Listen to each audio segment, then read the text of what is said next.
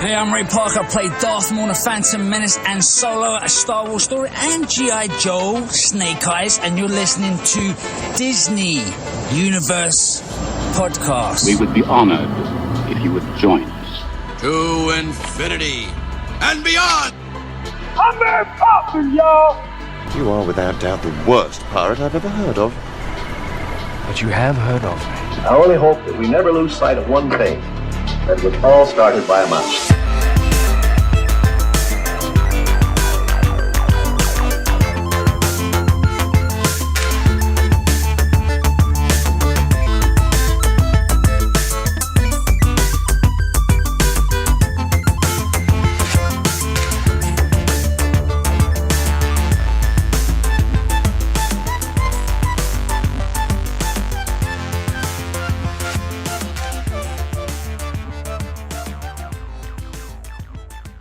Hey everybody, welcome to episode 178 of the DU podcast. This is your podcast for everything all those Disney adults love, such as the parks, the music, Star Wars, Marvel, Muppets, Avatar, everything. We're all in there. ESPN, ESPN, the Ocho, and we have a great show for you today. I'll let you know what we got going on, but before we get to that, let me introduce our awesome team. So first of all, I'm one of your co-hosts. It's like I haven't done this in a little while. One of your hosts, Joey. And of course, I'm joined by my two awesome co-hosts, D.Disneyland.Kid, a.k.a. Ryan. What's up, man?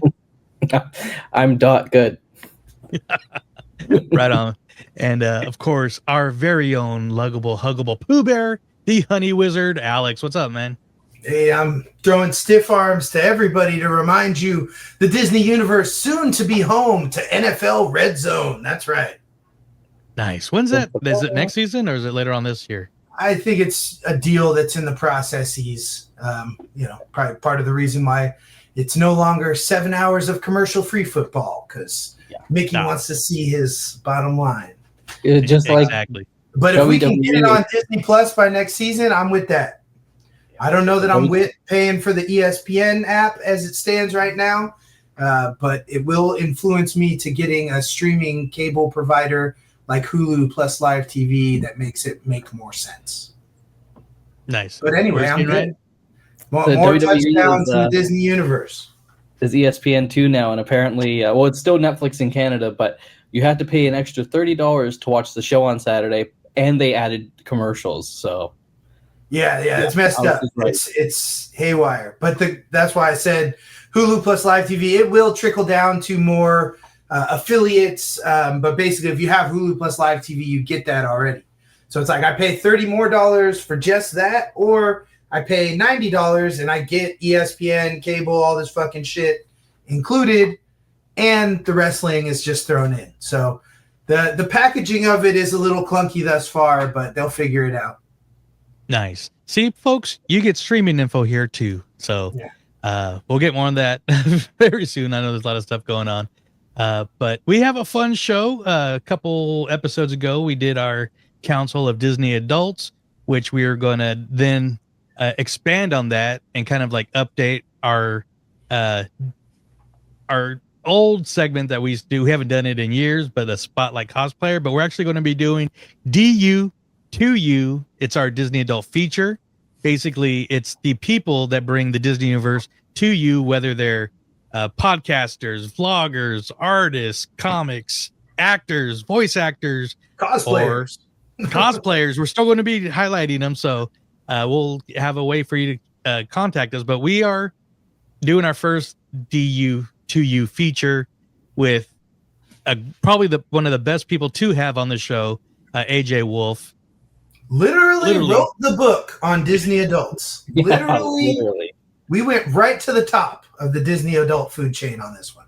Absolutely. And not only author, but probably one of our favorite Instagram pages for information on the parks and just fun reels and videos. So we'll have her on shortly. But before that, let's get to some mousekeeping. We could not do this show on the Podverse or YouTube without some very special people. Who are those special people, Alex? Yes, because we like to think we bring the DU to you, but these 7 strangers who are now friends, they bring the DU to us, and that is the DU crew. We couldn't do it without them. We give big shout outs to Florida Jen, Alfredo. We got Jacob, Wedge Antilles, Salah, MJ95, John Zancanero, and Tyler, King of the Bags. Shout out to all you guys. We appreciate you so much for being signed up over at patreon.com/DU crew, where there are 2 tiers for you to choose from to become part of the DU crew. Those people who bring the DU to us so we can bring the DU to you. Go give patreon.com/DU crew a check out to find out what else it entails other than me shouting you out on every episode. Buddy Alex. But we love it. And if you're new to the show or want to know how to interact with us, where can they do that, Ryan? You can look up the Disney Universe podcast on YouTube, Facebook, Instagram, anywhere on social media to talk with us. And if you're watching us and you'd like to listen to us, head over to Spotify and look up the Walt's Apartment production. And there's tons of awesome shows there, including ours. So go check it out. Yeah, so we love being part of that. We got some fun stuff happening real soon as we are gearing up for MouseCon coming up in Concord. So more on that later. And also later on in the show, me and Ryan were actually at Disneyland on the same day. So we have a little trip report coming into you. But yeah, a lot of fun stuff happening. But let's get into our conversation. So hope you guys enjoyed this awesome talk with AJ.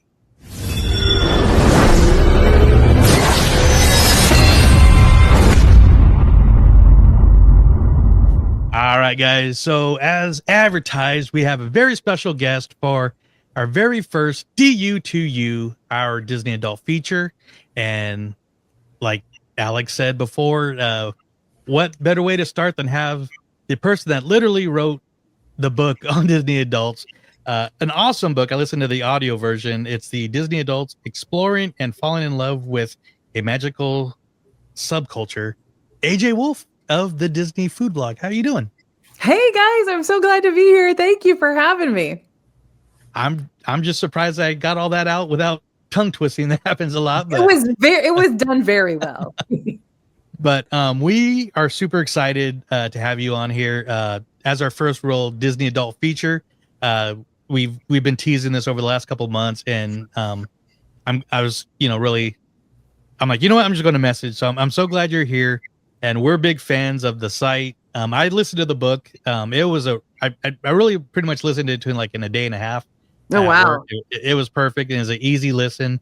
We'll talk about it shortly. But before we get to that, can you tell us a little bit about yourself and, one of our favorite Instagram pages and websites to get information from and how all that got started?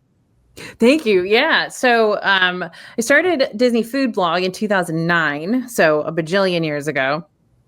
And basically started just as a blog because I wanted it to exist and it didn't exist. There were a couple of, I guess, what would you call them back then? They were just, website owners back then. Nobody was a creator or an influencer or anything. And people were talking about food at Disney, but just in the context, just very minimally as okay, food exists here. These are a couple of the restaurants you might want to try. It was much more about restaurants, much more about rides and sometimes hotels, but really just rides. Although Lou Montello was doing quite a lot of good food content, but it still wasn't everything. And so started Disney Food Blog. Basically, when I went on my trips, I would just, go to as many restaurants as possible. I'd go, because I don't live in Orlando, I live in Dallas, Texas. And so I would go for 3 days and I'd eat 6 meals every day and, just cover it all and then go sit at Jelly Rolls until it closed, until the lights came up at 1:45 and edit all the photos and write all the blog posts. So it was just me doing it for a couple of years. Then it started to get popular, and that's when we started writing the DFB Guide to Walt Disney World Dining.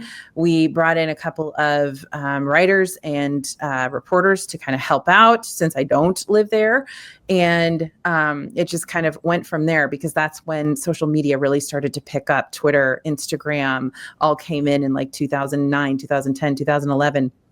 So things suddenly became very visual, and our website really lent itself to that. So that's kind of how it all started. Nice. I mean, yeah, I remember like those early days that we were kind of talking about before, but it was like the message boards, and it was just, Disney nerds talking about like, oh, look, they painted the rockets or they did this, but it's like, oh, totally. And I was on all those message boards. I love to tell people I got kicked off of message boards because I kept linking out to other websites, not mine. I didn't have a website at that time, but they didn't like that I linked to other websites to try to answer people's questions, and so they kicked me off. Nice. And so how big, I mean, I know it's kind of like a full-time gig now, so like how big is your team, starting from the...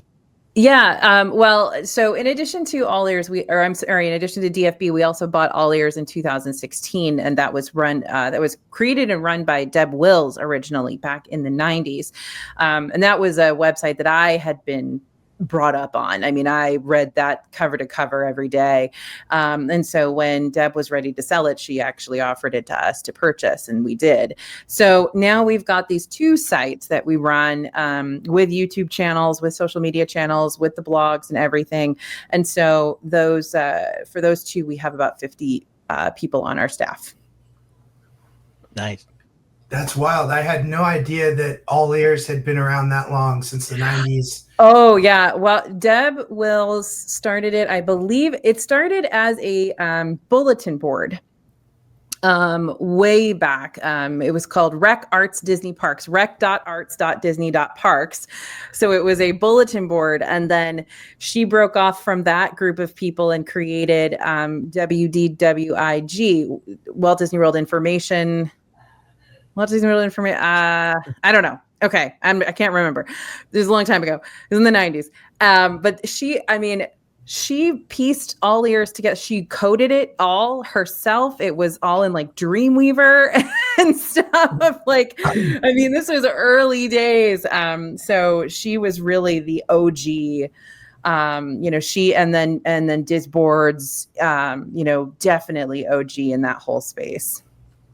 That's cool. I mean, All Ears, at least as we know it today through YouTube, I think is the home of some of the most innovative, interesting, and fun content as far as exploring Disney parks. Awesome. It's really educational, but I mean, like making your friends compete. What's the tag games? Like all those things. Game Master. I'm like, I want to be at the park with enough people to pull one of these off. It just I know. And it's there's so much that goes into it too. I mean, my husband's a software developer, and so he coded the whole Monopoly game. You know what I mean? Like where they were going to go and what they were going to do and everything. And they just love playing, and they love doing hide and seek in the parks and all of that stuff. So it's just a blast, and everybody's just so great. They're just so nice, and they like each other so much. So it's really fun to work with that team. Well, when they get out and do some in California, you let us know. Oh, they will. There will be a lot I am more ready, in California. whether invited or not. I will be there participating as a game master. Yes, 1,000%, Alex, because they're going to do a lot more in California coming up. So stay tuned, because Quincy just we all love Disneyland, and that's like, if we could just do Disneyland content, sometimes we kind of wish we could. A lot less to cover. What's that? A lot less to cover. But I don't know, the food's so much better. There it is. I knew we were going to get there. The food's so much better, and Space Mountain is so much better, and Pirates is so much better, and we could just go through all of them. I think Disney World Space is way better. No, Disney World Space is not better. Oh, it's so much fun. It's Matterhorn in the dark, right? It's the Matterhorn. I love it way more. What it is. Just funny because he's Canadian. On Matterhorn, and everybody's complaining about their back, but you do it in the dark, and for some reason, it's not as bad. For some reason, it's okay. I know, you can't see the bruises then, I guess, and that's okay. But no, you can literally just you can see the disco ball hanging from the track, and you're just like, really, Disney? But it is. That's it. That's how it is. Do better. No, but we'd love to see them come over here. I'm actually trying to work my way into moving closer to Disneyland. It's going slow, but so We'll team up though once Alex is down. All right. So I was going to say, when Joe, brought us in and, asked you to tell us about how you got started with the DFB guides and everything. Yeah. Another thing that we always like to ask people when they come on the show is the beginning of your Disney story. So I know I've got a little into the book, so I've got some stuff going in my head, but I'd love to hear you share, as long-winded or short-winded as you wish, what started your love for Disney and the Disney parks. Yeah, I am pretty long-winded. That's definitely the truth. We all are. We're talking about family love. You've illustrated that. And it's so true. So it really started for me again with family, which is how it starts for a lot of people. My family would bring, my parents would bring my brother and me down to Florida for spring break. I grew up near Buffalo, New York, and we would drive through the night, and do spring break in Disney, or not in Disney World. Actually, we'd go to a condo, like a cheap condo or a hotel or something on a beach. And then we do one day in Disney. Now, this was back in the early 80s when there were only 2 parks. And so it was a lot easier to do one day. And so we'd go rope drop to fireworks, and then, they'd drive us back to the condo and carry us in because we were, 5 or 6 or whatever. And I can remember bonding with my dad over all of the rides in Epcot, but mostly the music in Epcot. And so we bought, the LP, like the vinyl Epcot record. They had an Epcot Center record, and we would buy that and listen to it at home all the time on our record player. And he would dub it over to tape so that we could listen to it in the car. And we just fell in love with all of that music. And my dad and I have really bonded over music my whole life. And so that's sort of what really started me on it. I don't even remember Magic Kingdom when I was a kid at all. I don't even know if we went. We might have just gone to Epcot because my dad loved it. But that was what really started it. So once I got older, I convinced them, after all of the ABC sitcom families went to Disney World, in the 90s, I was like, you guys, we should go back to Disney World. So it totally worked on me, their whole marketing thing. I'm like, Blossom went to Disney World, we should go. And my parents were like, okay. And so we did another, beach vacation and went to Disney. And I think my brother and I were probably in junior high or high school at that point. So that was my next taste of it. And then when I got into college, I was going to school up in New Hampshire, and it was really, really, really cold and snowy. And I was like, you know what? I'm going to use my credit card to go down to Florida. And Animal Kingdom had just opened, and Animal Kingdom Lodge had just opened. And so I went and I stayed there. No idea why that was the place I needed to go, but it was. And so after that, I was done for. That's how it all started. Nice. It's crazy how certain things that, you look back, you're like, I don't know how or why I did that, but I will never regret it. No, it's it was going to Aulani. Disney and boyfriends and Aulani. Those are the 3 things we don't understand what happened. I always looked at Aulani as a thing that'll always be out of my price range. There's no reason it'll ever make sense to do that. I had a friend get married there, and with the very small discount they give you for being part of the wedding group, we decided to stay 3 days. It was the best thing ever. I still keep telling people, I say, if you get a chance, do at least one day there. Stay somewhere else on the island when you want to explore the island, but go stay at Aulani. Do not leave property. Enjoy every, second that you're there, and it's worth every penny. Yeah. And it's those experiences that Disney's so good at, right? That they can make you want to do this thing that cost way too much money again and again and again, and that's their superpower. Most staff. Yeah, I'm looking forward to our trip to Aulani. I was supposed to be there right now. Oh. Why aren't you there? Well, I have a baby now on the way that will be here any day. So no. And then we booked it. We got some DVC points. We bought those. Everything was booked, and then we found out we were having a baby. So, oh my gosh! Yeah. So it's coming any day. Is this your first? Yes, first and only. Say that now. It's too expensive to live in this city. So one is good. I only have one. I was one and done as well. But congratulations! That's gonna be super fun. Good luck. So if I run off the show, it's I wasn't having a terrible time. I just have to take my wife off. So I'll jump back on after though. With a I was like, surprise! Look what happened. Yeah. Look what I got. Do you have a name? Yes, Walter. Yep. Really? That's why. Yeah. Really? Mhm. Wow. Are you gonna call him Walter or Walt, or what are you gonna call him? Probably Walter when he's in trouble. Yeah. What's his middle name?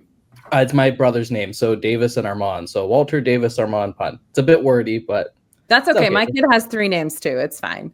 yeah, It's you'll everything's figure it out. fine. Oh, that's awesome. Congratulations. That's going to be Thank so you. great. I'm so glad it's a boy. Girls are exhausting. Yeah, Boys are exhausting. it's a Boys boy are exhausting too, because boys are trying to kill themselves on a regular.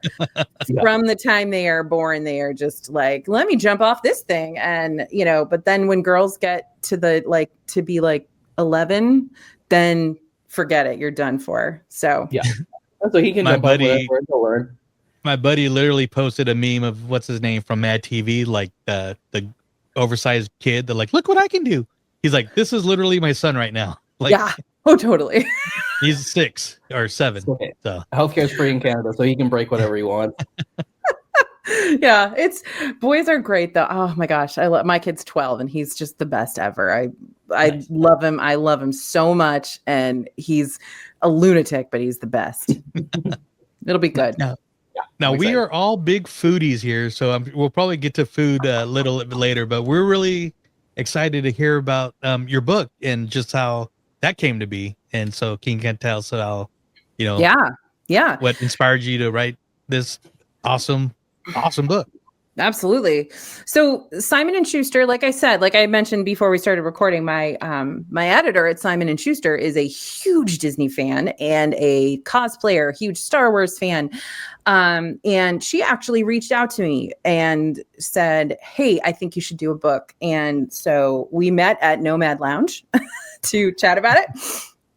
And she said, she really came up with the idea. She's like, I really think that Disney Adults is an excellent subject to cover. Nobody's talking about it. Nobody's covering it. And she was absolutely right. Everybody thinks they know what a Disney adult is, and everybody's got an opinion about us, but nobody really knows the full story. And so that was immediately I was like, yeah, we gotta cover this. We got to do this. So it was, a couple of years of intense research, lots of interviews, lots of trying to do justice to the topic, because I think when people heard I was writing this book, they thought it was just going to be a fluff piece, and it was just going to be like, Disney adults are great, you guys are mean, and that's not what it is at all. It's absolutely a journalistic deep dive into a subculture, and what that subculture means to its members, and what that subculture may be seen as externally, and also how Disney deals with Disney adults. How do Disney adults affect Disney now that they are such a significant voice in social media and online, right? Like Disney can't just kind of push down what we think. It's out there. And so how do they deal with it? Do they make decisions based on what we think and feel with our kind of online megaphone? So it's not a fluff piece. There's a lot of research. There's a lot of detail in there. And there's a lot of like, how does Disney kind of manipulate us in the way that they do? Because that's what I wanted to know. I'm like, why am I sitting in this waiting room for 11 hours, this online waiting room in order to give Disney thousands of my dollars? Like, why? Like, how? There's no way that anybody would be like, yeah, I'm going to go wait in line for, 6 hours to give Disney a bunch of money, or to give this random company a bunch of money. It's like, nope, we do it every day. So I want to stare at a random green man walking across my screen. The little very green slowly. man, I hate that guy. I hate You were in him. the Oogie Boogie Bash waiting room in 2024 as well, huh? Yeah. For me, 2023, that was the year I didn't get to go. 8 hours, no tickets. Nope, I know. I always go back to Fantasy Springs when Fantasy Springs was opening in Tokyo, and I wanted tickets to go and also to stay in the Fantasy Springs hotel. And I mean, it was several days that I had to, because they released another day every day. You know what I mean? And so I had to get on every day with like my phone, my computer. I had multiple devices with the little green man. And then he would just get kicked out. And it would just be like, nope, now you have to start over. And I was on like Zoom calls with like 6 other people all trying to get, oh my gosh, it's like, how do they do this to us? Like, that's insane behavior. Anyway. Yeah. And I feel sorry for one of our listeners and friends, Alfredo, last D23. He didn't get into the gold member pre-sale. Yeah. He didn't get into the Visa pre-sale, and then the general.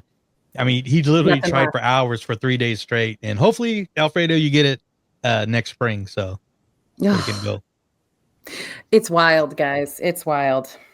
But having listened to the book, and like I said, it's such a fun listen, but the way you kind of break it up and your stories and then other people's stories and then like different topics, the positives, the negatives, from Disney's side. I mean, it's really pieced together real well. I know Alex says, just is pretty early into it. Oh yeah. Now I'm just spending my day off listening today, and I can't wait to get it. I'm definitely going to finish it before I get it in my hand, but inspiration to actually read words on pages again. Right, I know. It's something that you can identify with so much.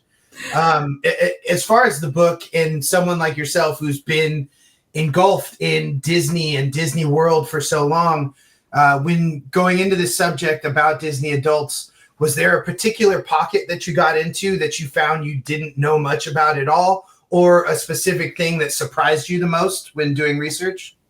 Yeah, I mean, there's so much I didn't know. I didn't, even though I literally have a degree in psychology, but there was so much about, dopamine, serotonin, all of those chemicals that make us love this as much as we love it. All of that was new to me. Learning about addiction was new to me, and what addiction is specifically, and how you work with addiction if you are addicted, and what is there a objective line for addiction? Turns out there's not.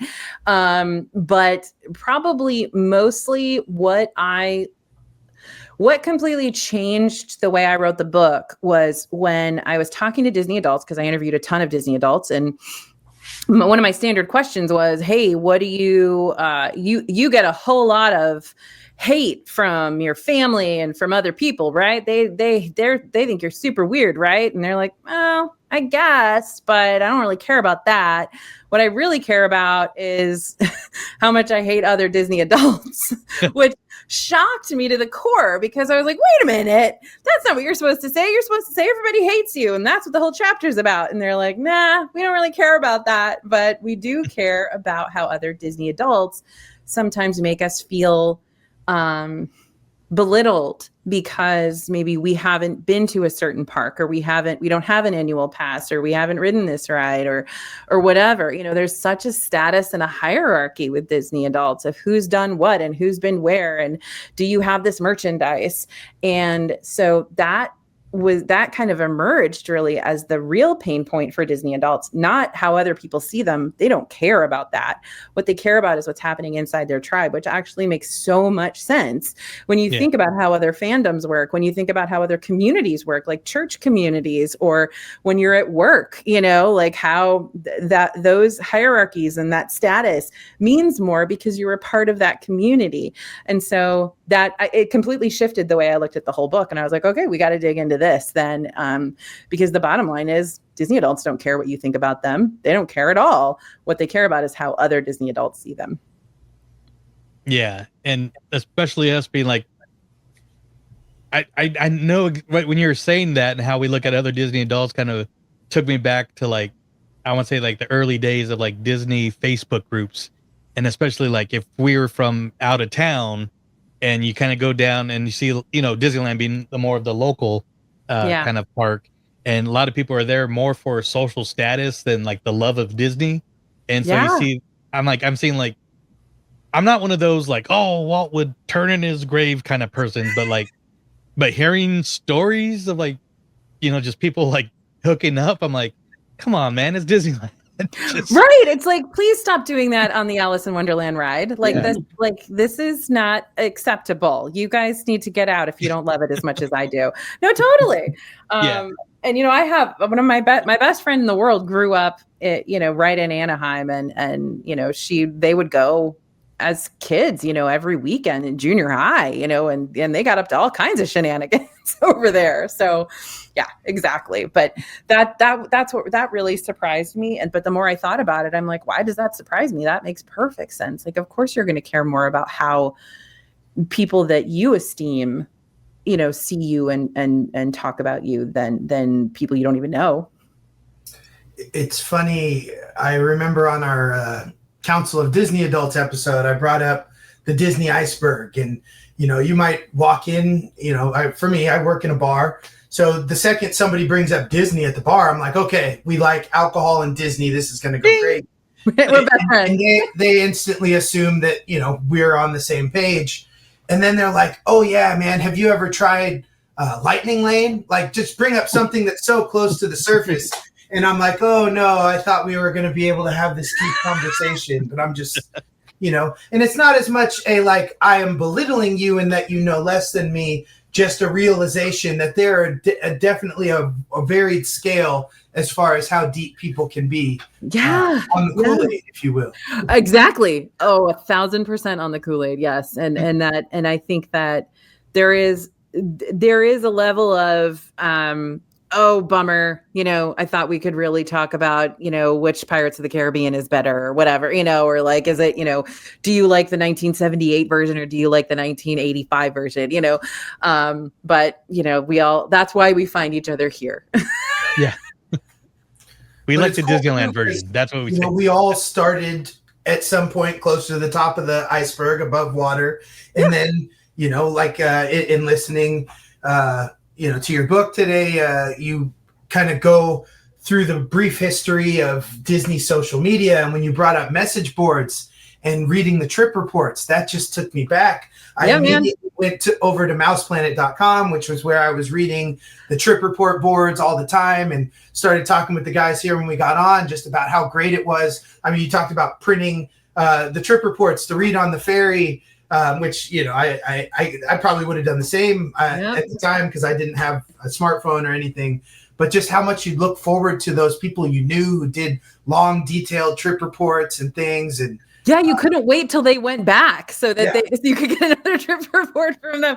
Yeah. It's true. And I think now, like, I'll be honest, the way that Google is prioritizing AI, and you're not necessarily getting correct information online all the time. Like you're watching TikTok and you're reading AI summaries, and some of that's just not true. And so I'm like, maybe we should just go back to the trip report model where that person was actually there and they're telling you about what happened on their trip. You know what I mean? Like, you can probably believe them that's what happened. It's like, maybe we all need to go back on the message boards. Well, and as great as, moving pictures with video and sound are, you forgot how great it was what we had at that point before. And even just before that, when it was just sharing your experiences with friends, in conversation or whatever, it just, we were further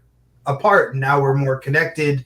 And the steps it took to get to that space and where we are right now talking about it in video online. But I thought that was an interesting little refresh to think of how far we've come, and obviously the nostalgia of going back to read those. I'll definitely be reading a bunch tonight. I know. I absolutely love them. I love trip reports, and each one of them is a story, and it's a story from a different storyteller. It's a different narrator, and they prioritize different things. And so now when you watch TikTok, you just see the same things over and over and over again. Did you know they have Mickey beignets? Like, oh, really?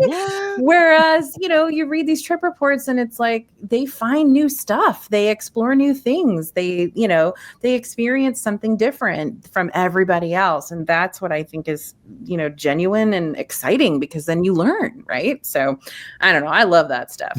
And perfect example is when the Walt animatronic people were crapping on it because they weren't there, but they saw a photo or they saw this and they saw that. But seeing that thing up front, it's like, holy crap, they did this amazing thing. And so everybody that's seen it, me and Ryan actually saw it together, teared up at the same time together. Everybody that's seen it is like, no, this thing is amazing. Don't pay attention to the photos. But, there's so many people just kind of like, well, and that's the whole story of the Star Cruiser too. Like, I mean, the Star Cruiser is in the book, talking about the same thing, that social media, if you just read what you see on social media and you don't kind of go and experience it for yourself, you don't necessarily get the full story. And if you just kind of follow along with the groundswell with what everybody is saying because they saw everybody else say it, you're not really getting the full story. So it's hard. It's really tough to kind of be following along in this space in the era of social media when people are just, not really experiencing it themselves, but just saying what everybody else said. So, and I get that not everybody could go to the Star Cruiser 1,000%. But it's a good example of where, if you just sort of listen to everybody else and just run your mouth, do you really know what you're talking about? So it's tough. Yeah. It's really tough. And I think the same thing happened with the Walt animatronic. I think that if people actually had seen it and gone and experienced it, it would be a different story, but everyone just wanted to hate it. But I think it's amazing. And I'm excited for the one that they're doing at Magic Kingdom too. I mean, that's a perfect spot for it. So super creepy though, man. I hope nobody ever makes an animatronic of me. That would be so weird, right? I don't know. They won't. There's no reason to, but I'd be like, that'd be super weird. So quick process on the book and the research. How long were you having people send in like their stories and just getting different, what that you wanted to use in the book, and then the ones that I'm sure you got more that you didn't even were able to use too. So. I did. I got a lot, and I read every single one, and they were all just incredible. And so I would say that every single one of those kind of informed the book, and what it was going to be. But I reached out and I asked probably a couple of times. It wasn't very much because I got so many great responses and was able to sort of narrow down to a good group of very different people. And that was the goal with chapter 3 and with that book was kind of wanted to show how different Disney adults are across the board. There's so many different socioeconomic status, different jobs, different, races, we're a huge community, an absolutely massive community. And I don't think people realize that. People think that all Disney adults are white girls. And it's like, no, we're not. Believe it or not, there's a lot of us and we're all different. And you may not be able to spot us from the outside. That's kind of what I like to say is the guy doing your colonoscopy might have a Mickey Mouse tattoo. You don't know. But it was a good, it was a solid 2 years of research and writing. And I was writing that book. I was doing edits right up until like May of this year. Like when they announced Abu Dhabi, I had to get Abu Dhabi in the book. I was I was surprised. Like you mentioned it. I was like, get that in there. Yeah. So I messaged my editor. I'm like, we got to get this in here. And she's like, okay. So like that literally was like a stop the presses moment so that we could get Abu Dhabi in there. But it was right up until like May or June that we were making edits. So yeah, it was a lot though, guys. I bet. I've been a writer my whole life, but doing a full-time job and then doing that and wanting to give it my all, that was it. My husband's like, they want you to do another book. And I'm like, oh man, I don't know if I can do it right now. Gotta give me a month or so. Was this your first book? This was my first, what do I want to say? Like professionally published book, right? I wrote the DFB Guide to Walt Disney World Dining, which was like 900 pages, like back in 2011, and I've updated that, and I've always done those books, which I think are hugely research heavy and useful and stuff. But this was the first, like, someone's actually giving me a major deadline and I have to hit it kind of book. And you guys do that annually, correct? Yeah. No, twice a year that book is updated. And also we can go in and make updates just, if something major happens too, right? Because it's a PDF, so we can go in and change it as well. So it's everything is updated twice a year on that book, if not more. Yeah, which is awesome. And I kind of want to go back just real quick to the audio version because, like we mentioned earlier, we watch a lot of the your guys' content on Instagram and the reels and stuff, and if you listen to the book, you're doing the narration, so it's like, oh, this is just like a long 7-hour reel it's like that's a really, going on. It's very cozy and comforting. A really long YouTube video. Yeah, and what was wild though, get this, so Simon & Schuster wasn't going to have me do the narration. They were going to have they sent me a bunch of narrators. They're like, which one do you like? And I'm like, none of them? Like, no. And I said, I messaged my agent. I was like, are they going to make me not do the narration? And he's like, what? No. And we both kind of were like, no, AJ's going to do it. And they're like, okay, but there's other voices in here because I interview other Disney adults, and they're like, there's other voices. Some of them are British. Do you want to do a British accent? I'm like, not doing a British accent, but my audience will get so mad at you guys if I don't read this book. I need to read this book. And I said, plus, there's stuff in here that's, controversial, and I want to be able to put my voice to it and to own it. You know what I mean? Because it's my story. And so that's kind of so they let me do it. That's good. Yeah, you don't need to do an accent to share a story. I don't think so either. I'm like, this isn't a romance novel. Like, who cares?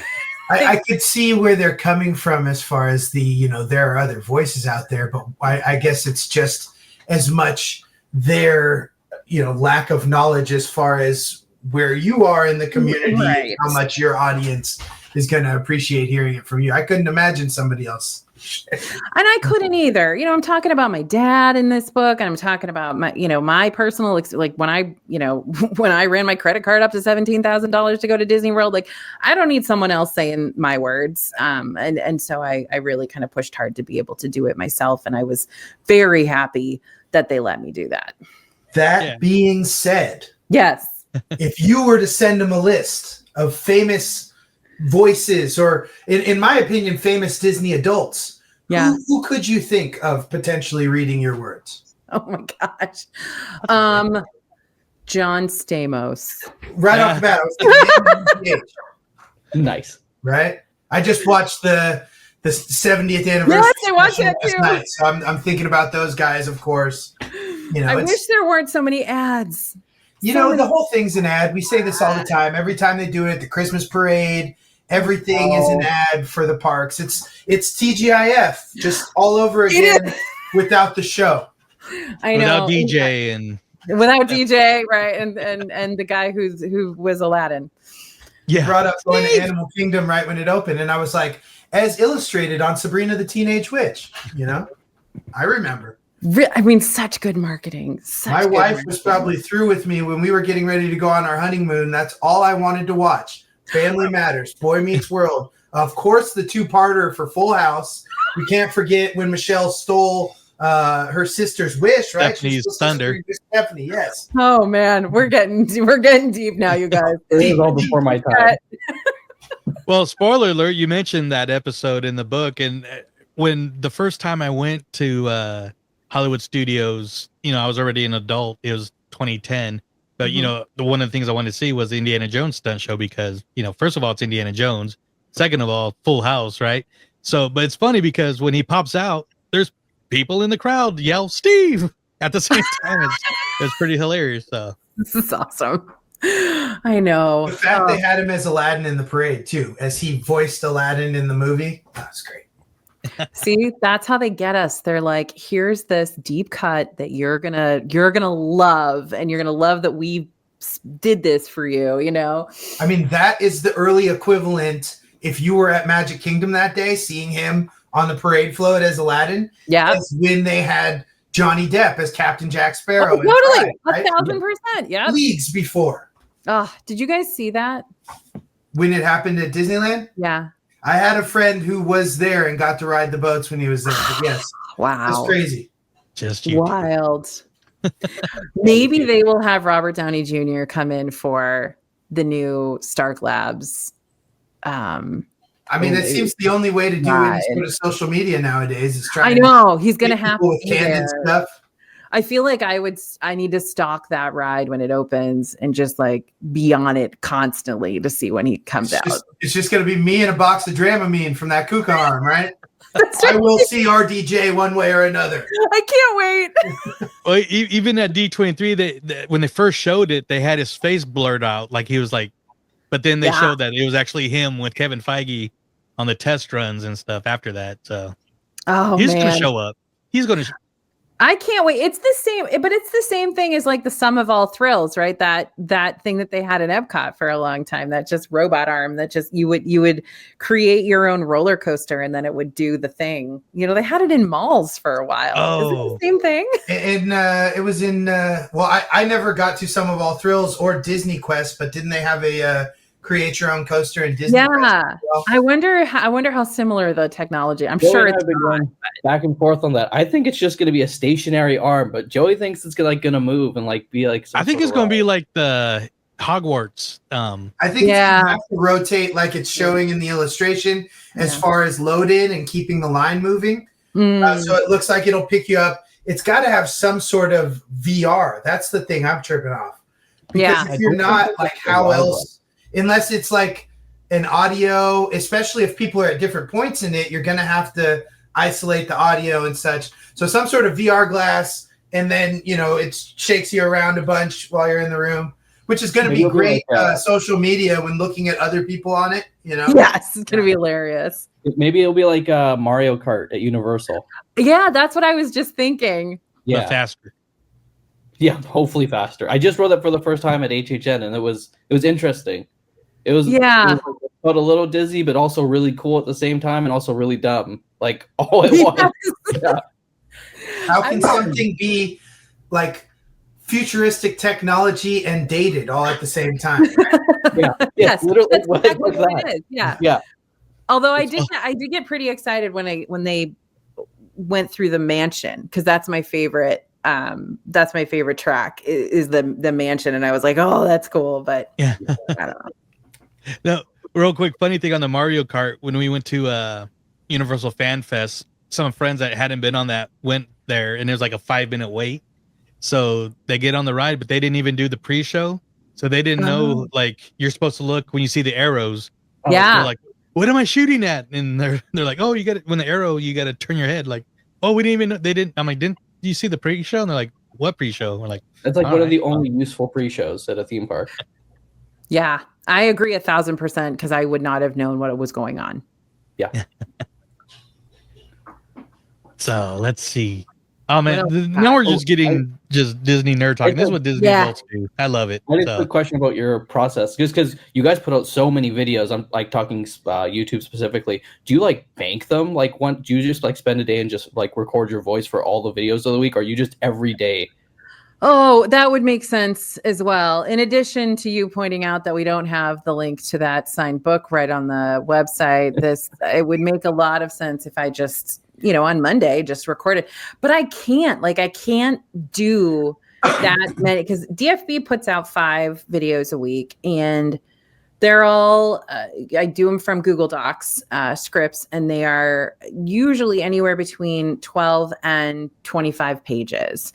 And I can get through like 10 pages a day, maybe like 10 in the morning and 10 at night, maybe. So I just can't do it all at once. So it is me with a mic everywhere I go, recording every single day. I've got something to record every single day. And so that's sort of I have a mic permanently attached. When I went to the recording studio to do the book, they had blocked out a whole week for me to record that book because they thought I wasn't going to know what I was doing. And they didn't they had no they don't know who I was. They had no idea that I had a YouTube channel that I had to record, you know, hours and hours and hours every single week of voiceover. And so when we finished the first day, they're like, you're really good at this. I'm like, yeah, I know. I'm really good at it. And like, I also, you know, these are my words, you know, because Bria is my script writer and she and I are very, very close friends. And she knows me better than I know myself, to the point that, I'm sorry, I'm talking so much. I have all these stories. To the point that when we were at my book launch, Bria was at my book launch, and someone in the audience asked a question of, what do you wish Disney would bring back that they took away? And I'm such an introvert and scared in front of an audience, and I never know what to say. And I yelled out to Bria, I'm like, Bria, what do I wish they bring back? And she's like, the original carrot cake cookie from Hollywood Studios. I'm like, okay, that, you know, she knows me better than I know myself. But what she said. Yeah. What's that? I said what she said. Exactly. And that's, you know, that I rely on her for that. But anyway, so she basically writes my scripts, and then I go in and I edit them and I give her feedback and she changes stuff. But the bottom line is that a lot of it's her words. And so it's harder to record from those scripts because every once in a while I have to stop and change something or whatever. But reading my own book was a piece of cake because I already edited it 75 times. And so I was just like, you know, we got through it in like 2 days because we didn't have to stop at all. And they were like, wow, this is really fast. I'm like, yeah, let's get out of here. So, man, hearing this process just makes me realize how unorganized I really am. Because I also do like our YouTube videos, which, you know, we're building up our YouTube channel and stuff. But every time I'm at the park, I'm trying to do something different. But it takes me like a week and a half to edit. Then I'm looking at like your guys' videos. I'm like, okay, so as of recording, it is, you know, the 22nd of September. So I reshared your Cosmic Rewind video because why not? That's awesome. But I'm thinking, all right, so these are probably put to the side already, ready to go, and boom, September 21st. And some of them are that Pirate Day. Yeah, that September 21st reel is the same one we ran last year on September 21st. So that we are using, there's efficiencies going on. But I will say, when it comes to anything like the YouTube channel is extremely efficient, but it's also is a lot of content. And because I run the company, I have a full-time job. Recording is usually like tonight when we get off this podcast, I have to go record ranking every snack in Animal Kingdom. Like I got to do that tonight, you know? And then I travel with a mic in my carry-on that I'm always recording in the, I always think I'm probably keeping people up in the next hotel room because I'm always out at Disney all day until like 11:30, and then I get home and then I record. So what is the number one snack at Animal Kingdom? Let's see. I'm going to say churros at Nomad Lounge. Well, I mean, that is the number one snack. But the question is, Alex, are we allowed to talk about Nomad Lounge? Because it is technically a sit down. So is it considered a snack? This is the question. Let me see what Bria's got at number one. Has to be up there. Mr. Kamal's fries. Okay. The mac and cheese? The pulled pork mac and cheese? All right, so she's okay. So what she has, and I will probably move these around before I record because I'm not going to lie to you. I'm not seeing. She's got the loaded fries at number one. She's got the pulled pork mac and cheese, but she's also kind of combined Mr. Kamal's in there too, which are not as good as the mac and cheese as the mac and my birthday fries. A little more basic. Yeah. Then she's got churros next to last, which means that she broke the rules and put Nomad Lounge churros in there. So yeah, I don't think you could do that because that's well. Listen, man. It's a very long passage, which means she is putting everything she can in there to disclaimer the crap out of it. Got it. It's all about the rules. It's all about the rules. Parameters. And you go with it from there. Something that we have done here and we will be doing again soon. And I look forward to inviting you. The hardest part is getting people's schedules to align, right? We do a Disney Parks fantasy draft. So if you're familiar with fantasy football, fantasy baseball, whatever, we all take turns and we have to draft rides. We have to draft landmarks. We have to draft quick service, table service, a hotel. And you have to make sure every domestic Disney park is represented in some way in what you draft. So you got to fill all the positions. And it's how do you know? Always a lot of fun, and it's always interesting to see, what gets drafted higher, lower, what things go undrafted. It's always a lot of fun. How do you know if you win? So that's the thing. It's not really like football in that you can play out a season. And then you play it, right? And obviously, the second people know whose team is what, it kind of takes away the element of voting for what you think is best. But our intention this year is to record the episode, and then before we have it published, we will post people's drafted things side by side with the caveat that everyone is required to share everyone, so no one knows whose is whose. And at the end of the week, once we voted for a winner, we will publish the findings, I guess, how we got there. That's great. That is, I'm already figuring out my draft. Who gets to go first, though? How do you know you get to go first? Like, I think we've kind of randomized it. Should go first. Yeah, well, it's generally one of the few people who's had the ability to do it multiple years in a row, seeing as you are on this podcast. Yeah. That's not fair to people whose first year in the league it is, So I see. We'll figure out some way, maybe some deep iceberg Disney trivia or something like that. Okay. All right, I'm ready. But it'll be a lot of fun. I mean, as you know, and as we have this conversation, these are the moments where we get to see how deep everyone is on the iceberg, how much people are paying attention to little things, where people's personal preferences come in. Yeah. Into play. So it's always a fun event. Oh, wow. There's probably a bunch of rides I would draft that nobody would want.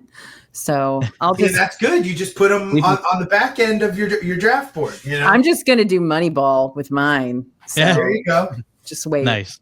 Well, and that's what's great, because if you put them side by side, at least for me, if I'm looking at them, I'm like, which place? Because one of the ways we tried to pitch it was, you're building your own land in a park. So why, if I'm walking into the hub, which land am I immediately going to be drawn to, and what is the reason? Yeah, I love it. Something like that. So that you could have the caveat of trying to make a theme for your land or whatnot, or drawing a theme from different specific points of things you put together. And obviously these all being things that come from different parks, you kind of got to stretch a little on it. So being Disney adults, we all have that bit of imagination. We sure do. Yeah. Fun part. Oh, that's great. I think one of them was really random too, because like one of our listeners, she selected her park and everything was like, she had the train, Mark Twain, the shooting gap, like everything slow. And then somebody else had all the, Big Thunder Mountain, Space Mountain, Radiator Springs Racers, and they lost to her again with his little, like, we called it the old person park, but yeah, sure. You never know how people are going to vote. Great. I'm just going to put Club 33 in my park. It's just going to be Club 33. And then everybody's going to want to go. No one's going to be able to afford your park. You don't know how much I'm going to cost, how much I'm going to Yeah, this is hypothetical. We can all get into Club 33 now, Ryan. Jeez, I wish. If I like you, you can go to my Club 33. Hey, see? She's buying votes already. I'm buying votes. You're already the winner. Well, speaking of food and Club 33, obviously you are running the Disney food blog, and you are a local, or at least home park, I would assume is East Coast, Walt Disney World. Yeah. At the onset of this, we kind of scratched the surface of how there is so much better food in Disneyland. Mm-hmm. So to that end, I guess the first part would be, what are your highlighted food things at Disney World? Mm-hmm. That, like, if you are a lifelong Disneylander, you have to try on your one and only visit. Yeah. And I guess, do you feel the gap is kind of getting closed a little bit as far as the disparity in good food on one coast or the other? I think the gap is actually widening. I've always enjoyed Disneyland food more. And the reason why, this is my theory, right, is that Disney World is a captive audience. Like, you're going to go and you're going to stay there and you're going to be stuck there for a week. You're going to have to eat their food. Whereas Disneyland is a locals park and they're coming in and out and they've got a million other places they could go eat, right? So you have to entice and you have to constantly be changing the menu and have different seasonal stuff. And it has to be good because the locals can just go someplace else really easily. And so I think that's really why Disneyland has had to ramp up their the quality of their food. And they've had to, and they also, Disneyland has a lot more kind of counter service and grab and go stuff than they have table service, right? Because a lot of Disneylanders aren't going to do table service. They don't need to. They're just going to go home and have dinner or whatever. So they're just going to have snacks and grab and go. And so their snacks and grab and go are really good. And so that's the difference too, is that a lot of Disney World's kind of grab and go or their counter service, quick service are giant restaurants that have to suck up a lot of people, and you just don't get the same quality that you do at the more, I guess, intimate restaurants that you have in Disneyland. So all of those things combined to make Disneyland food just better. So if I had to tell you there's one thing you have to eat in Disney World, right? I guess, you'd have to narrow it down. Are you going to do a table service? Maybe Victoria and Albert's, if that's your vibe. But the thing is, a lot of people don't like fancy food. A lot of people don't I really don't want a bunch of foam on my food. And foam is a really popular thing in those fancy restaurants right now. So it's not a place that I would say you have to go, because you have to go if you love that kind of food, if you're super big into caviar. But me, if I've got a meal that I can just go solo to, I'm probably going to go to Le Cellier. I'm going to get a big old steak. I'm going to get some poutine. That's more what I enjoy. So it's one of those things you really have to look at what are you going to like? Some people would say, oh, you have to go to La Cava del Tequila. You have to have margaritas. What if you're not a tequila fan? What if you're not a drinker? So I think that's sort of, Disney World just has, it's like saying, what do you have to get when you're in San Francisco? Well, what do you like? I don't know. Go get dim sum, I guess. But in Disneyland, I'm always going to say, go get the Monte Cristo. I'm going to say, go to Plaza and get that fried chicken. There's things I don't want to miss when I go there. Whereas in Disney World, it's less of that and more of what am I in the mood for? It was a long answer. I don't know if it was helpful. Le Cellier eluded us on our honeymoon as Hurricane Ian had other plans. So I missed that one. But I'd say the snack that we don't have on the West Coast that I will get every time I come back is got to be those cheeseburger egg rolls. Oh, so good. Yeah. Those are good. Have you had the cheeseburger pods? It's the Thule Canteen. The bag ones? We split an order of those when we were over there. Not as good as the rolls, though, for you? No. Okay.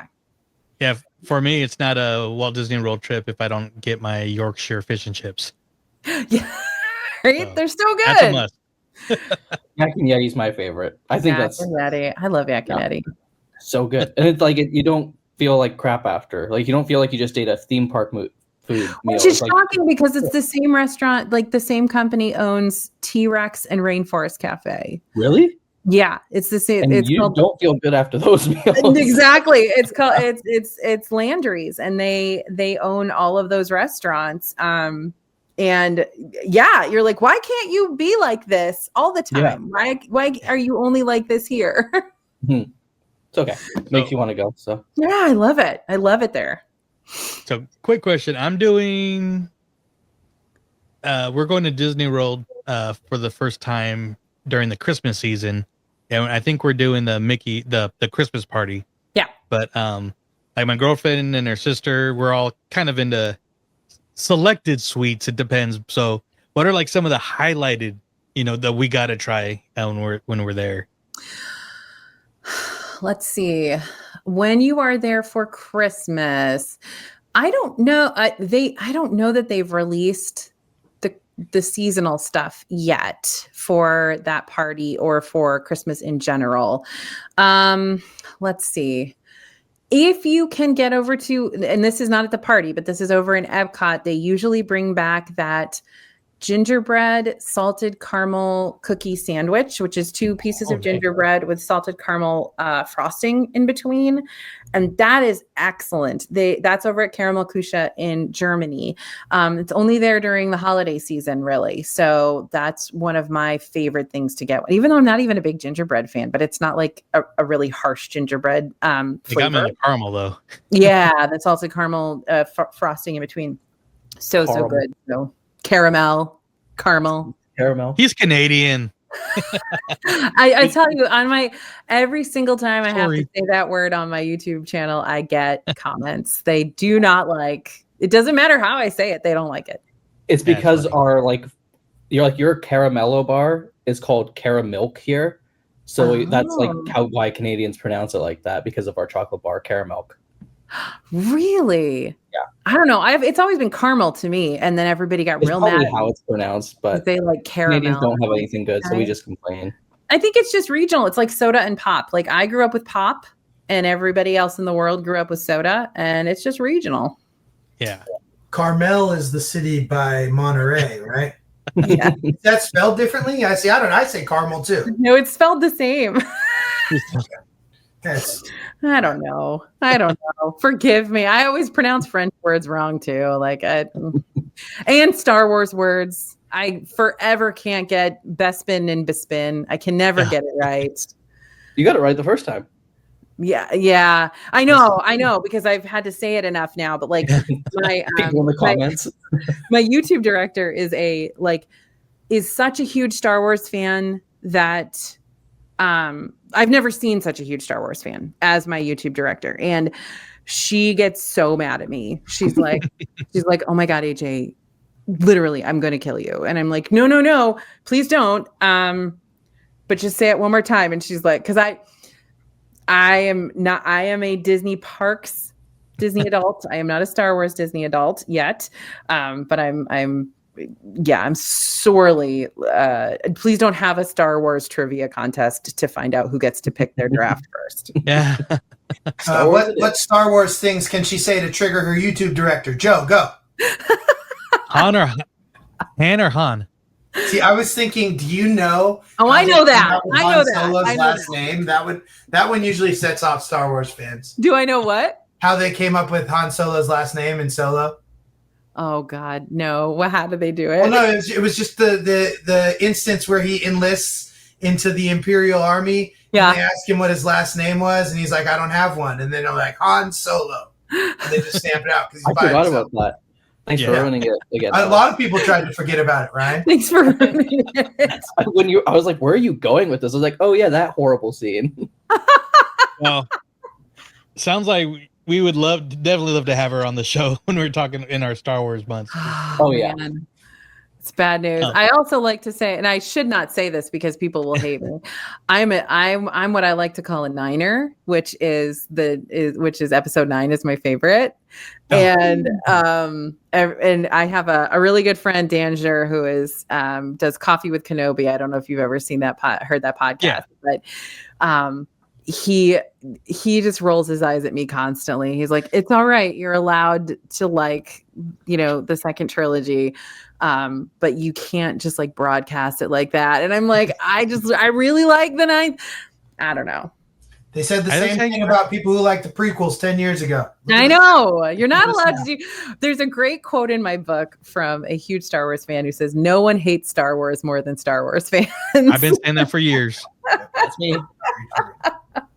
Because I do another podcast. It's a Mandalorian podcast, and I'm kind of known as the unapologetic Star Wars fan.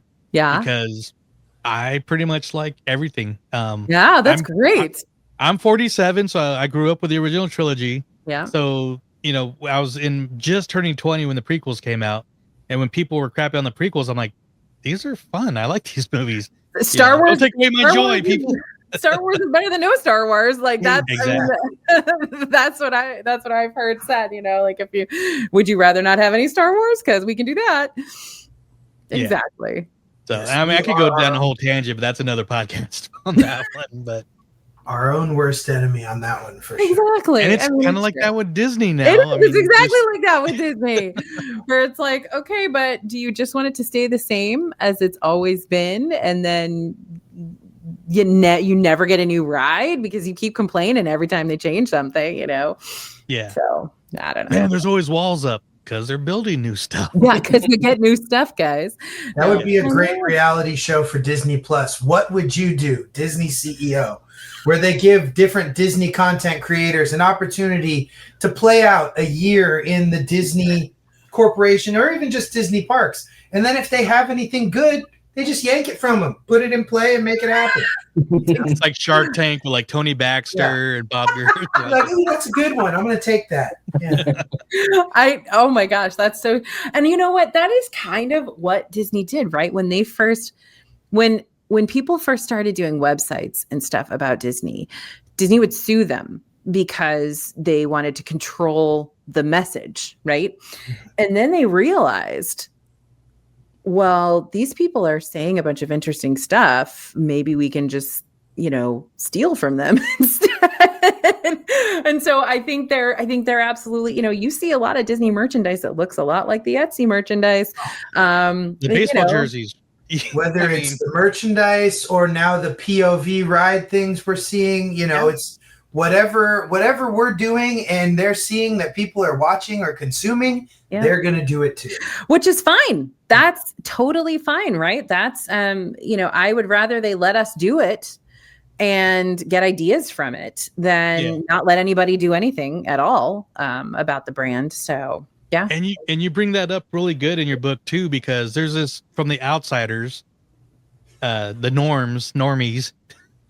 They see like, oh, these content creators, they only get invited because they get this for free, or they only talk good about it, talk positive. But you were very specific. So like, not every people are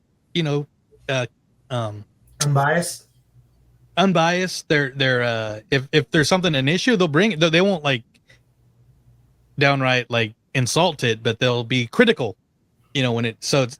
People think that all Disney content creators are like, oh my God, that was the best thing ever. And this is the best churro. Forget the regular churro. But it's like, no, people are being real. And Disney is actually letting those people be real. So right. And there are some people that are trying to be honest about this stuff and be realistic. And I think it is a question for some, influencers, people who are new at this, who maybe are invited to their first Disney event and they're like, oh, well, how critical can I be? Because then they'll never invite me back. Right. And it's tough because you get a big boost when you get to go to a Disney event and you get to see something before nobody else does. So I think it's an evolving story. It's something that I think is incredibly interesting to study and watch. How is the whole influencer culture going to evolve with these big brands sort of using these influencers to, I guess, they just give them something free. They don't pay them anything, right? So the influencers they're not required to say anything positive, but there is always that little tendril of, well, maybe they won't bring me back if I don't say something nice. So you have to figure out, do you work for Disney or do you work for your audience? That's the bottom line. And you have to make that decision. And I think that's hard for some influencers to decide. And at the end of the day, if they don't ask you back, at least find solace in knowing that they listened. Right. Hopefully they listened. I mean, so if they didn't ask you back and you said something negative, it's probably that they listened. So at least that they heard you. Attention to what you're doing. Well, and that's the thing I've always said is I've always worked for my audience. I've never worked for Disney. Disney has many times said, "Oh, let us get you a hotel room. Let us get you whatever." And I will say no because I don't want my audience to have to figure out if they can trust me or not. When I go to the media events, those include hotel rooms, but they're all disclosed and it's very clear, like, this is what we did, this is where we stayed, this is what happened.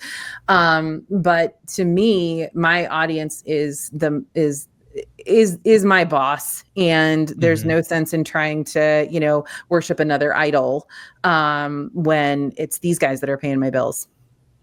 Yeah, that makes sense. Well, and like we'll be critical, but like for me, I won't, I'll always kind of throw out to that, like, well, you know, I didn't like this, but that's not for me, or that's not my style. That's not my, listen, I don't like cilantro, not my thing. So there's always going to be a difference in a free thing and a thing that you had to pay for, you know? I'm going to be a lot more critical about a $900 night at the Contemporary than I am about a free one. And that's not to scratch the back on who gave it for free. It's just how much, you know, goes into your everyday life of providing the ability to have that, you know? You're going to have much higher expectations. Which is why when there's anything new that happens at Disney will invite us to the media event, but we also pay for it ourselves. So like for Star Cruiser, we went to the media event, but we also were on the first cruise. Like we paid for the first cruise as well, because we wanted to make sure that our audience understood we got this for free, but we also paid for it. So we're able to give you, does this make sense from some, you know, the perspective of someone who's actually paying for it? Same thing with hotels, same thing with restaurants. You know, we'll always go. Usually, honestly, the media event happens like sometimes after it opens. So we're always there first day anyway, paying for the item, buying the food, whatever. So that's, you know, that's something we always try to do just to keep that balance. Yeah, I had some friends that got the media for the Star Cruiser, and they were quick to buy, you know, another one. The next one too. So what's crazy about the Star Cruiser is it seemed pretty universal that people who did it had that same sort of, you know, it's a lot of money, but if you can afford it, this is an amazing experience. You know, They loved it. I think we all in the Disney bubble are quick to forget that even just going to Disneyland nowadays is not an experience that everyone can attain. Totally. So while we sit here and, you know, as Joe brought up, people are just going in to have a cocktail and be social and stuff. Yeah. You know, people save for years to be able to take their family there. So it's all a spectrum. It's all a spectrum. Yeah, totally. So, I mean, and as those prices keep going up, you know, we are always revising, you know, the recommendations and advice of like, okay, is it still worth it? Does it still make sense to do this? You know, how many days should you go and where should you stay kind of thing? Because it, you know, Disney is basically super popular, as we know from watching our little green men walk across the screen. And all they can do is raise prices. That's all they can do to, you know, make sure that they're just not overwhelmed with people at this point. So, yeah. It's almost that Disney's social media and YouTube has made it too big. Yep. No, totally. My husband likes to say, he's like, yeah, my wife ruined it. Well, I mean, there's two sides to the coin because, yeah, it's made it a lot more popular, but the flip side of it, it's made knowledge of that so much more accessible. And, you know, for those who can't get there, these POV rides were a thing far before they showed up on Disney Plus a couple months ago. And that was the only accessibility a lot of people had to Disney. So that's all you could do. As many things in this world, a gift and a curse, you know? Yeah. Those were the first podcasts that I was watching because they had video podcasts of ride-throughs before YouTube really blew up. Yeah. And that's what I want to do. Oh, who is and that then guy? YouTube blew up and like who is that main guy that used to do them? It was like on the pardon? Oak Fan? Maybe, yeah. I was watching his through iTunes. Yeah. It was Oak Fan. Yeah, those were the best. Yeah. But it's just funny how it goes. I'm loving this conversation. I feel like we could talk for hours. But I don't want to take too much of your time. You've been more than gracious. But I do have a few more questions. Okay. And I know Alex probably has a few, but kind of going back to like the site and the book, what's next for DFB and maybe a volume 2 or I mean, yeah. tour? I have been going around and doing some book signings at some bookstores, but and I'd like to get out to Anaheim soon. I'm probably going to do another book with Simon & Schuster, I hope. Have to figure out what that's going to be. And then with DFB, you know, we're going to keep the thing with working in media is that it's always in upheaval. There's always change constantly happening. You know, when we hire people, we tell them you're working for a startup, because even though we've been here for 16, 17 years, it's different every year because of what's going on with technology, what's going on with media, what's going on with how people are consuming their content. It's different every year. You know, you think back to Periscope and Vine and like, you know, every year there's something new you have to get on. And you have to constantly be innovating and changing what you do. So I would say that every year we're a different company. So we just wait and see what happens next year as to how are people consuming content, and can we stay ahead of that trend and make sure that we're creating content the way people want to consume it. So that's kind of what's next, is just the constant trying to stay ahead of the game and figuring out where are you guys going next year? What do you want to see, and how can we create that for you?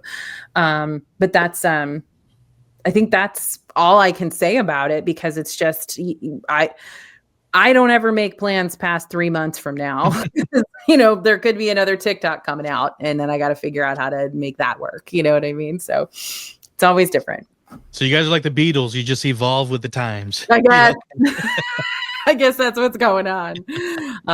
But it means it's never the same. It means, you know, your brain is constantly trying to figure out the next way that people want to consume content, which right now is short form video.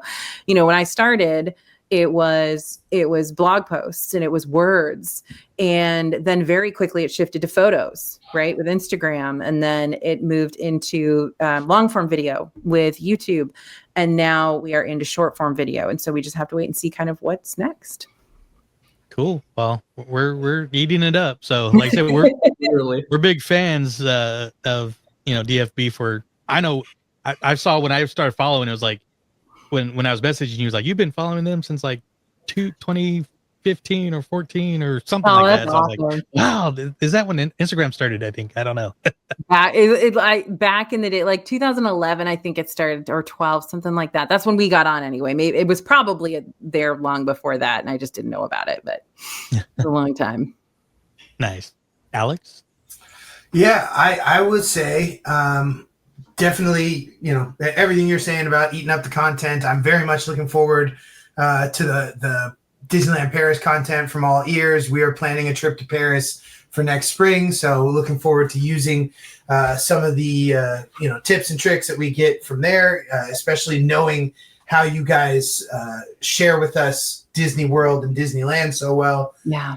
But after talking to you and kind of realizing how deep you are, both personally and professionally, down the Disney Parks iceberg, I want to know if there is anything you haven't done. Like, what's on your Disney bucket list?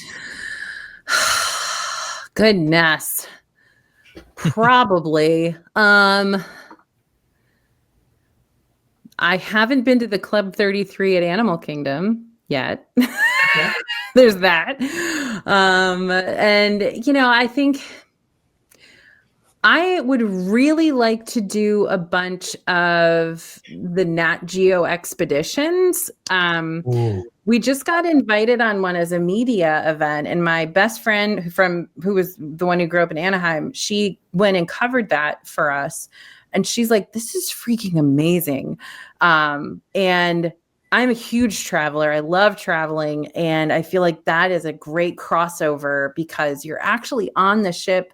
These are little tiny ships with National Geographic photographers and like writers and people who are covering this stuff. And like, that's a great crossover for me, because I'm super huge into National Geographic and like history and stuff like that. And so I'd like to do a bunch of those. And so I'm very excited to get more into that. But there's always stuff. Yeah, go ahead. Sorry. Is that an Adventures by Disney? Like, is that actually a thing that's open to the public? It is open to the public. It's under the same umbrella as Adventures by Disney, but it's called Nat Geo so National Geographic Expeditions, and it's just like a little more, I guess, rustic than like you a know, little more real and a little less magical. Yeah, like you're doing a lot of hikes and you're doing a lot of like places that you wouldn't necessarily go on a Disney cruise. You know what I mean? It's not to just sit and have a drink and play in the sand. Like you're really exploring, like you're going to these ruins and you're checking this cool stuff out. And so that to me is awesome, because that they're going places that I probably wouldn't want to go alone because I wouldn't know what I was doing. But it's not kind of as easy, I guess, as like a cruise stop or an ABD or something like that. So it seems cool to me. I want to do more of that stuff. But there's also, you know, there's lots of like certain rooms I haven't stayed in at Disney hotels. And, you know, I've never stayed in the castle. They won't let me. So yeah. I'm ready for that.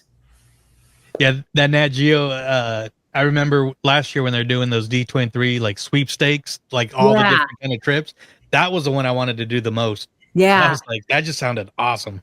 It looks super cool. The one that my friend went on was to Croatia, and I don't know anything about Croatia. And I'm like, that sounds awesome. And she's sending me all these pictures all day and all these videos all day. I'm like, that looks freaking awesome. I want to do that. So, I mean, I figure if I'm going to go someplace that I don't know and it scares me a little bit, then Disney is probably the right way to go, because I can trust them to, you know, give me that entree in an easier way, maybe. Oh, awesome.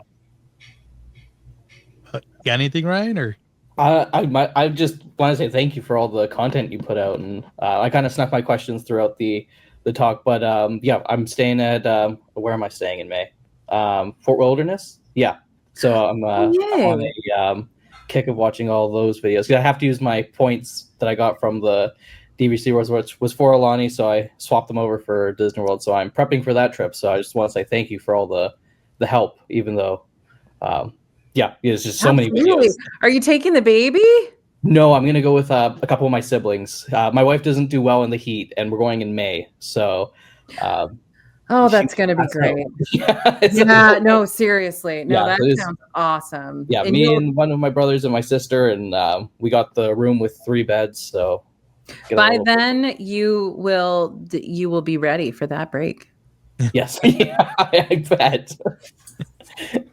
Ryan awesome. Is our resident Disney foodie. Obviously, we all are Disney foodies, but he's always the first one to run to the foodie guide and share it with us all. Can't pronounce any of the words. Stumble over mispronouncing words and things. Me either. Yeah, I don't know how you do Lunar it. New Year. Oh my god, the Lunar New Year episode, I butchered every single food item, and they still make fun of me about it. So I don't know how you do it for everything, because you read a lot of food menus. Most of the time, my editors will have to edit out me going over to Google and listening to the little guy say the word so that I can try to say it. And then sometimes I'll just leave a note for Bria that's like pronunciation, so she has to like do it phonetically for me, like how to say it.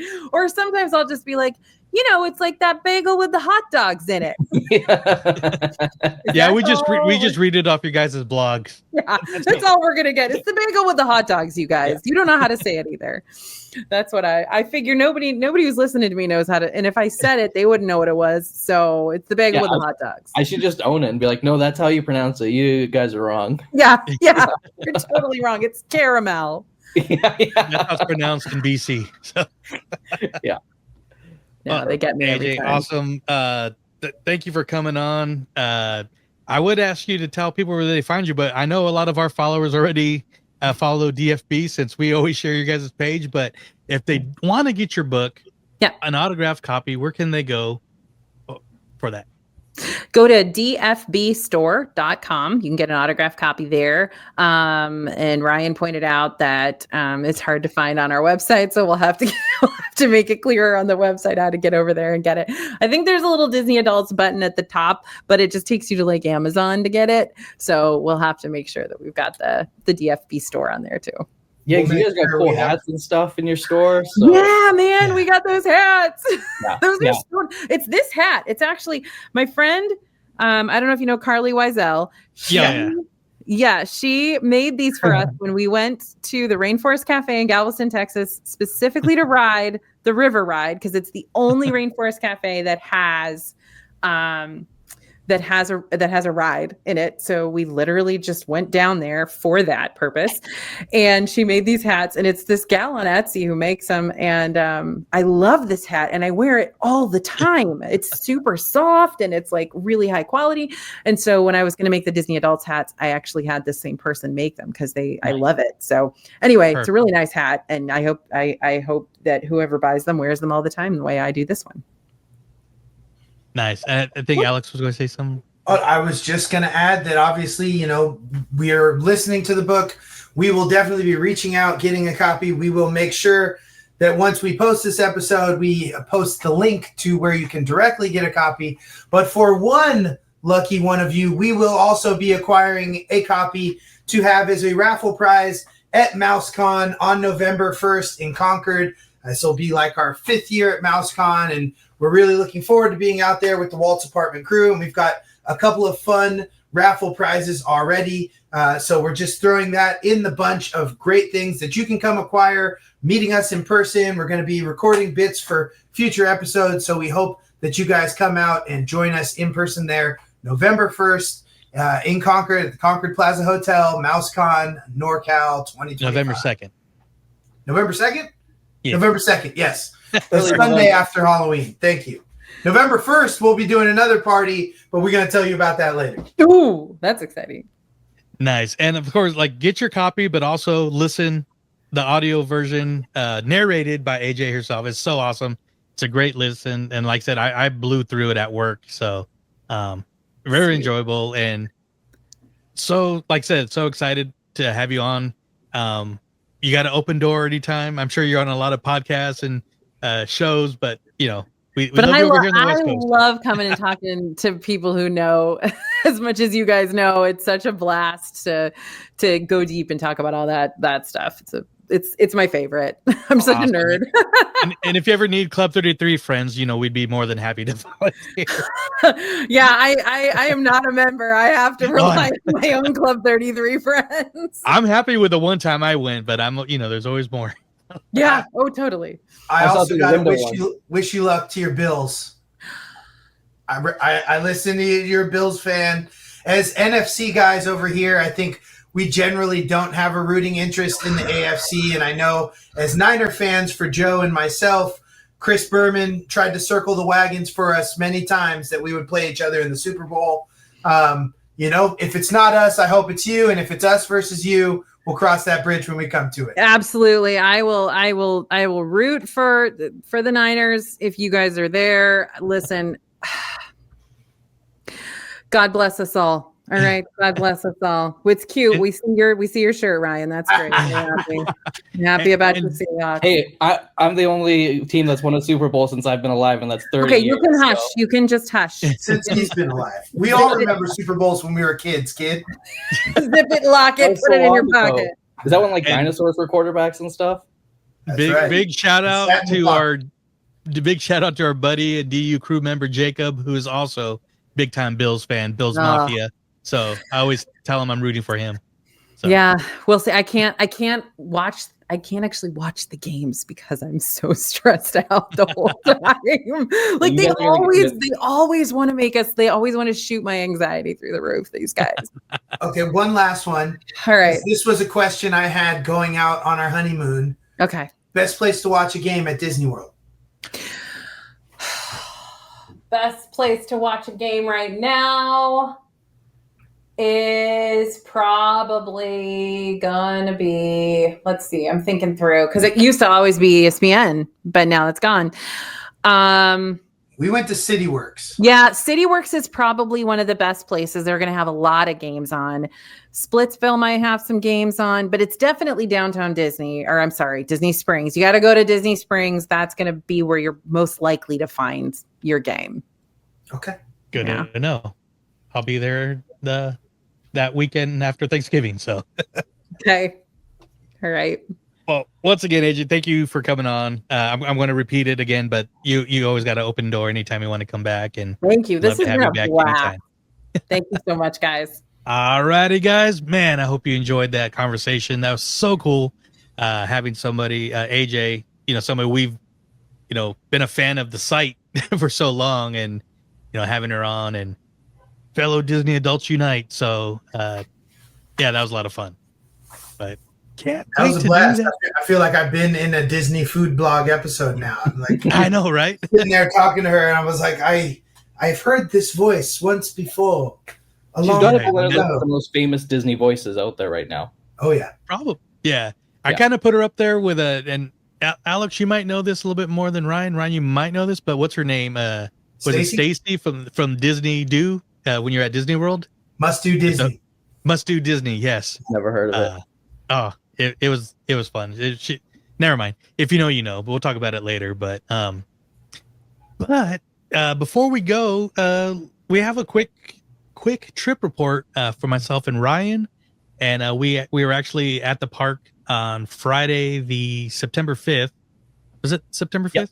Yeah. So you and your father-in-law did a Halloween Horror Night at Universal, and quickly, how was that? And I know we talked about it, but it's definitely one of the best years. The lineup of the houses were great. You had Terrifier, Jason, WWE, Five Nights at Freddy's, Poltergeist, a Scarecrow maze with the music done by Slash. That vinyl should not be $75 US for 8 songs. Universal do better. But yeah, they did a great job. Opening night, I always highly recommend. It is surprisingly one of the slowest nights of the year because they cap the ticket sales because they want all the social media people to show, like, I guess, like an empty park, like, hey, come look, it's not that busy. So it's a great night to go. But yeah, they did a fantastic job. John Murdy, the creator, props to him. I don't think he has many years left in the tank, he was saying. So it was awesome to experience one of his last years. But yeah, Universal is really killing it right now, in my opinion. I think they're winning the theme park game. So yeah, I'm always excited to do anything Universal related. And favorite house? Like more of a biased answer, but WWE. Just because the lore of if you know wrestling and Bray Wyatt, it's all about him and his brother. But Scarecrow was. I very rarely get scared in haunted houses. Just I think my years of working in a haunt. But I got startled a few times in that maze, which doesn't happen a lot. So I was very impressed. Is this Batman Scarecrow? No, just like a Scarecrow. Scarecrow. Yeah, just random Scarecrow. There's not like a Scarecrow movie I'm missing. No, just a original IP. That's cool. Yeah, cool. Looking forward to going to the Vegas one. Yeah, we're. It started off really good, like from what I've read online, but like they stagger. Like it's a weird setup that they need to flush out. Like it's like houses are open. There's like 4 houses, but they're only open for 45 minutes at a time, and then you're in line for one, but it closes. So I think I'm gonna wait maybe a year to see if it lasts that long. And yeah, then I might fly to Vegas before Halloween Horror Nights next year, and then just rent a car and drive to LA. But Knott's looks awesome this year too. So if Walt wasn't almost here, I'd probably fly back out for a night of Knott's. But next year, I definitely want to try Knott's. Yeah, Knott's. Cali Bay Mondo shared a funny video of like the show at Knott's just being savage to Disney, Universal. Oh yeah, the hanging, everything. They are ruthless. I don't know how they don't get in trouble. Yeah, it's pretty awesome though. They do it funny. They rip Disney and Universal just like to shreds. Like because it never looks good to punch down. So if Disney or Universal were to do anything, whether it be legal or just mean-spirited, it wouldn't look good. This is true. Knott's is allowed to. Yeah. All they got is fried chicken and punching up. Yeah. But that's cool. And I was hoping to make it to Halloween Horror Nights this year, but with a move not happening as soon as I want to, it's kind of knocking that out. So hopefully next year. But one thing we did do when we met up at Disneyland, Ryan was a sweetheart and waited for me till like the afternoon to watch the Walt show. And holy crap. We're not going to do any spoilers for those who haven't seen it yet, but it was well done. They did Walt right, in my opinion. The lobby, the whole history of Disneyland, the stuff that me seen at the Family Museum that was donated for that. Even the walkout, all the different like photos from the past leading up to what's coming up in the future was really cool. But the show itself was amazing. The animatronic was awesome, and I mean, I can't talk highly enough about it. What about you? Yeah, no, I agree. I tried to keep it together as much as I could, as my father-in-law was sitting right next to me, so I didn't want to be too much of a wimp. But there was a moment like I saw Joey's arm go up to wipe a tear. I was like, oh shit, here I go, and I go to wipe a tear. But yeah, I'm really no spoilers, but he does they do go into his childhood, which was not like the best childhood at all. And I'm really surprised they touched on that. I thought they would have just kept it like bubbly and nothing's wrong type like Disney. So. Yeah, I thought they did a great job. I'm very excited to see what they do at Disney World. I hope it's not the same spiel. I hope it's it's something else, which I think it will be, just judging off like the scene. But yeah, and apparently they updated Lincoln too, so I'm excited to see that whenever they reopen that. Yeah, so apparently I don't think it's been officially announced, but I think it's been pretty speculated that Walt will be hanging around as long as the 18 months that they're celebrating the 70th. Mm-hmm. And then I would assume by next D23, which is August 14th, that whole week, they might be doing the rotating, give or take. But no, it was amazing. And if you have any love and respect for the man itself, I mean, they like I said, they did well by him. So yeah, really good, really cool.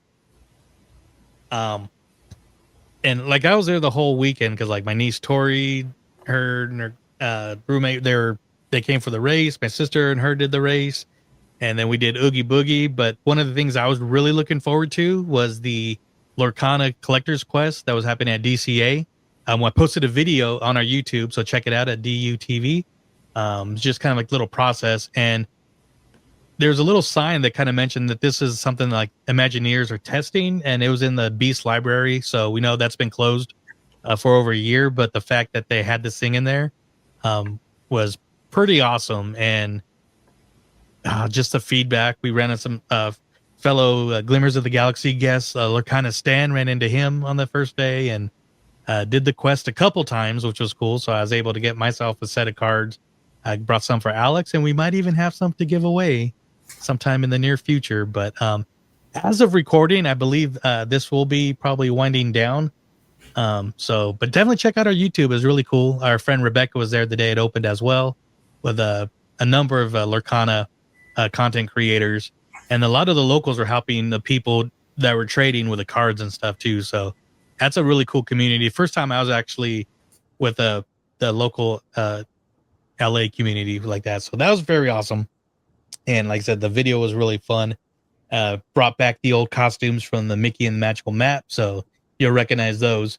And then, like I said, we did the Oogie Boogie Bash with our friends from Skywalking Through Neverland, plus the community. So like myself, Courtney, Sarah and Richard, Julie, Kelly, Bryn. We were all Haunted Mansion themed characters. So I was that was awesome. The guy on Dynamite from the Haunted Mansion stretching portrait. Courtney was a tightrope girl, a tightrope ballerina. Sarah was a crocodile that was trying to eat her. Bryn was the lady that was sitting on the tombstone. And then Kelly was the wallpaper, the hallway wallpaper. And then Julie was a hostess. But then David and Richard were, this was kind of an inside joke, but they were Pepper's ghosts. The effect, not the actual hitchhiking ghost. So they had shirts. I got it. Yeah, there's people that got it too, and they were handing out packages of Pepper too. It was pretty awesome. So it was. They got excited when people were like, "Oh, I get it, Pepper's ghost." So, Oogie Boogie. My Halloween costume this year at work is going to be a Burning Barrel Spirit with the same idea. Perfect. Burning Barrel, the brewery I work for, opened its distilling arm this last year. So we are now known as Burning Barrel Brewing and Spirits. Obviously, I will be a spirit of the woo variety. And I may also have some other spirits in me at the time. Nice. Well, I can't wait to see those pictures. So, but I just released on mine and Courtney's YouTube channel, Elements of Fun YT, our Oogie Boogie Bash evening. So check that out, and you'll be able to see the costumes and stuff. And that was a lot of fun. I think the last time I went was when I went with Alex and Addie, which was what, 2021, 20? Yeah, it was a while ago. So let's see. 24, I went with my mom. 23, I missed it because of the long line. So we went in 22. yeah. So it's one of those things because of the price. It's kind of hard to do every year, and we went in September. So only And because that's when change at all. Yeah. So that's when my niece came in. So we dated it, but it was fun though. It's always a good time, especially when you're with good people, and a lot of shit ton of candy. So very very cool. And it was cool seeing Hades and Doom, who weren't there the first time that I went. And I would be surprised if it's at DCA again next year with all the construction happening. So we'll see if it's back at Disneyland, but no word on that yet as of recording. But no, it was a great time. Check out the video. Like I said, just uploaded it, and same thing with a Lorcana video. And then I also tried something out on, I think it was on Elements of Fun too, but something that I might do when I'm a little bit more local. But I called it the Death Wheel discussions, conversations from the Pixar Pal Around. So it's kind of a fun thing. So we'll see how that turned out. I love the Pal Around. Yeah, me too. We'll have a conversation one of these days and put it on YouTube. My wife won't go on it, so yeah. I need someone else. We'll get her on it. Get a couple Baja breezes and then get her on. So it's true. There is a number of yellow cups to make anything happen. Absolutely. But no, I think that's pretty much it. Again, I think we're all still kind of hyped from the conversation with AJ. And if you're going to MouseCon Sunday, November 2nd, you will be able to win an autographed copy of her book. And it's awesome. Like I said, but check it out on the audio version. It's so cool. But I think that's about it. What do you guys think? I mean, we could always do more, but let's save it for the next one. Exactly. We will be back. So I hope you enjoyed our first.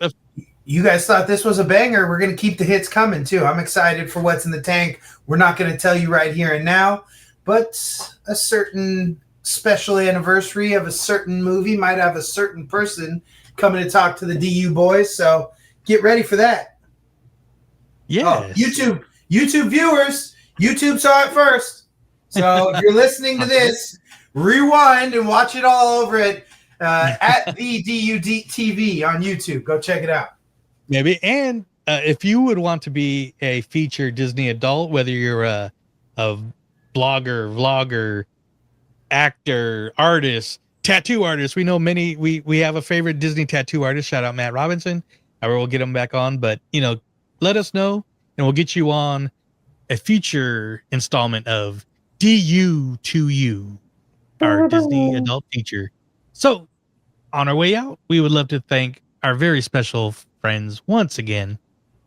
That's right. The people who bring the DU to us so we can bring the DU to you. That is our DU crew. Make sure you head over to patreon.com/DU crew to find out about 2 tiers of fun for all the Disney Universe action we're providing here. Shout out to those 7 people right now. That is Florida Jen, Alfredo, Wedge Antilles, John Z, Salah MJ1995, and Jacob and Tyler. There's 7. Okay, Jacob, Tyler. Bill's fan. Yeah, love all you guys, gals, everything. The DU crew is the best. And if you want to be the best, you could beat the best, or you could just join the DU crew over at patreon.com/DU crew. Right on. And where can people interact with us, Ryan? You can interact with us at the Disney Universe podcast all across the board. And if you're watching and you'd like to listen, you can head over to Walt's Apartment Productions. And if you're listening and you want to watch, just head over to YouTube. You can type in DUTV or Disney Universe Podcast. We pop up. Perfect. So before we leave, I just want to say to Ryan and Earl, Little Walter is coming very soon. So I wish you guys health, good luck, and blessings. And can't wait to see the little guy in case he shows up before the next episode. So yeah, I hope not. I got a lot of weddings, so hopefully he cooks a little extra. Extra tasty, crispy. Yeah. All right on. Well, hoping for the best for all you guys and Indy, of course. So, you know, big brother. Yes. So, but until next time, may the force be with you. Till infinity and beyond. It was almost like a drug. It was very expensive, and I couldn't wait to take another hit. That's right, Disney adults.